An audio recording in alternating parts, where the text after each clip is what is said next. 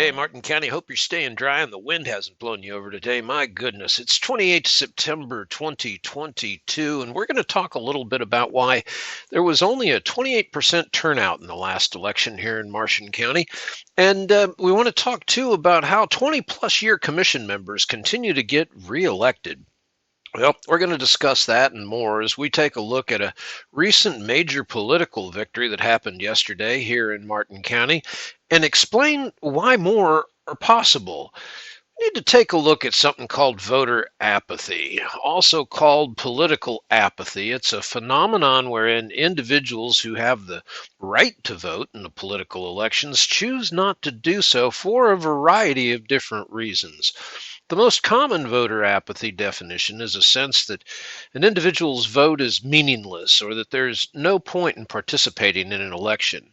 And it can have far reaching impacts on politics if a large percentage of eligible voters is unengaged with the political process at a local, state, or even a federal level.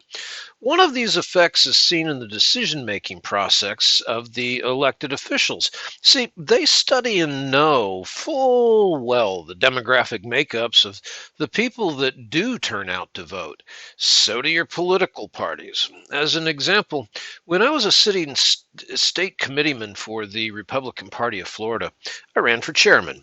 That time, Charlie, I can't make up my mind because the wind's not blowing Crist, was governor.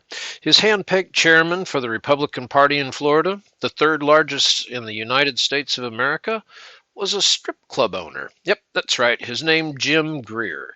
Jim came out of the box, guns blazing, and many knew the miscreant behavior and slush fund policies that ramped up under his reign, but failed to say anything about them. He hung pictures of himself in the hallways of the party's offices in Tallahassee. He made people call him not Jim or even Mr. Greer, but Chairman. He wanted his wife to be called the First Lady of the Republican Party of Florida, and he wanted to drink bourbon poured only from bottles with specially ordered labels. They said Maker's Mark, Private Edition, James A. Greer. Wow. Records show he charged to the party trips on chartered jet and nights in five-star hotels and thousands of dollars in dinners of the finest seafood and steak. And he started a group called Victory Strategies, which is where his strategy soon came to an end. After 2 years of watching the destruction of the party from within, and as a member of the local Martin County Republican Executive Committee, decided to do something about it. I ran for a county-wide election for state committeeman, and I won. Now I would represent Martin County at the state level of the party, which I did for 8 years. I now had a voice. With that voice, my first action was to become as vocal and certain as I could. Ron DeSantis and others from the Freedom Caucus are a result of those efforts that I and others led over that time period. My first action was to run for the chairmanship of the RPOF, like I said, challenging Charlie and Jim Greer. Well, I did not win the election. I garnered near 40% of the vote of the RPOF body for that chairmanship, and ultimately, I and the party still won. You see, by standing up and speaking out, I had broken the unspoken silence that was taking place within the state party. It was now all right for others to speak openly, too, sort of like that kid at Christmas that calls Uncle Joe crazy. Now, everyone can talk about it because the kid said something. I'd begun a public discussion about the internal culture of a party that was in turmoil.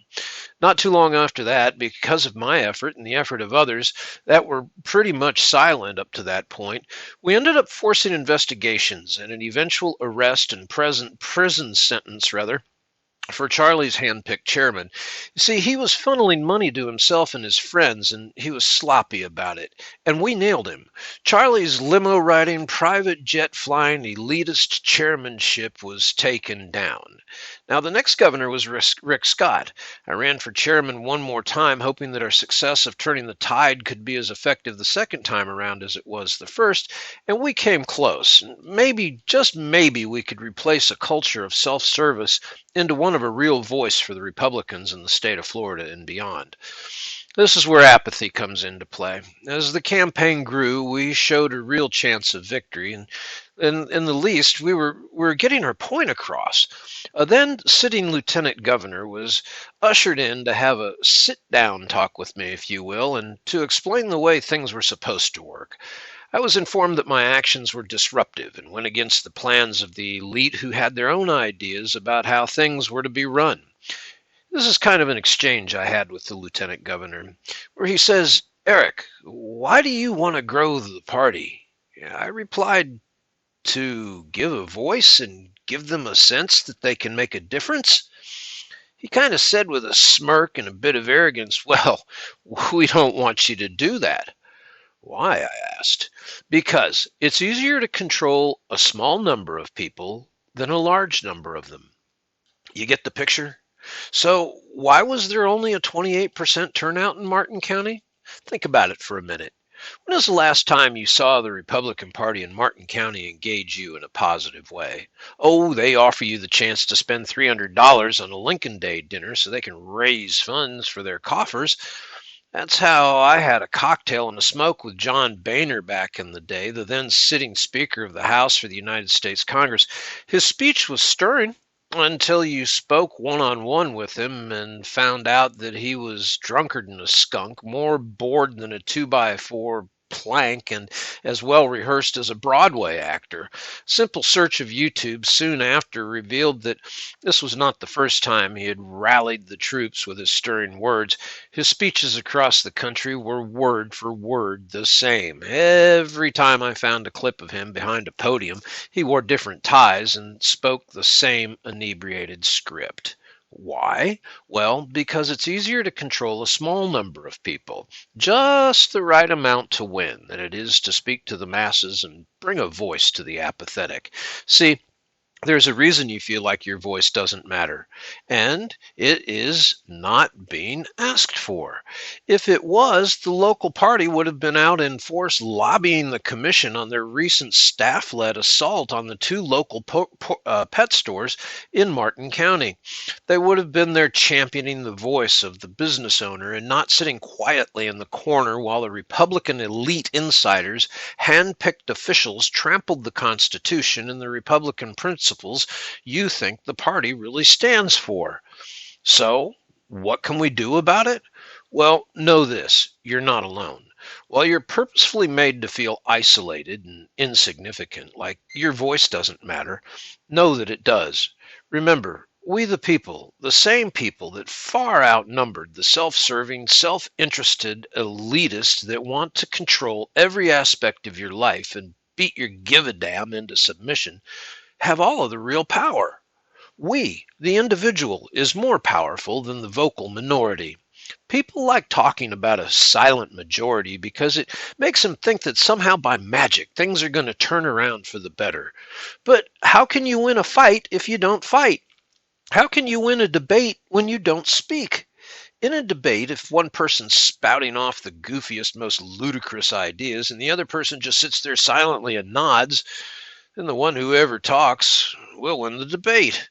Most Americans aren't on board with most of this extreme and radical and bizarre notions that are floating around out there, like eliminating entire retail market sectors here in Martin County. For too long, people have been giving up too many of their freedoms. Silence itself is complicit in nature, and if you give them an inch, they're going to take a yard, and if you give them a yard, they're going to take a mile. There are commissioners, mayors, governors, presidents, prime ministers, World Economic Forum members, and other unelected people like county, village, and city staff who like to call themselves the elites. They sit on a dais that are elevated above the level of the people and speak to you looking down their nose at you. Their staffs are trained in global and international concepts of governance, not constitutionally based individual rights and freedom-loving ideals. But remember, they are less than 1% of the population. The power is always, ultimately, with us, the people. Ultimately, you are the one who makes your choices. And when you understand this, and you take responsibility for it, and you take accountability, it can be a little bit scary to begin with, but it's actually a very powerful and empowering message to send to an elected official and their handlers. It scares them when the status quo is tested. When the silent majority begin to speak, the tide turns. So don't feel like you're alone because you're not. And while many focus on the 28% turnout here in Marshall County, that means that 72% believe, like you, that their voice doesn't matter. Well, ask yourself, what number's larger, the vocal minority or the silent majority? It's time to stand up and step out, Martin County. Inform yourself. Think for yourself. Demand a voice for yourself, a stake in the process, and an inevitable influence on the outcome. One person can get their own life and family in order, and that helps the wider community to get in order. A state, a county, city, a village are all a collection of communities. This is not about Dem versus Rep. It's about the people against the elite, and we outnumber them. When you demand what is right and rebuke wrong, you make a difference. Know that even though your fellow citizens may not be walking shoulder to shoulder with you, they're walking in the same direction, with the same concern and the same fears of governmental overreach. When they speak and you speak, our voice grows louder. As a recent example in Martin County, look at the victory for the people that took place over the special interests yesterday. The pet stores now have a voice.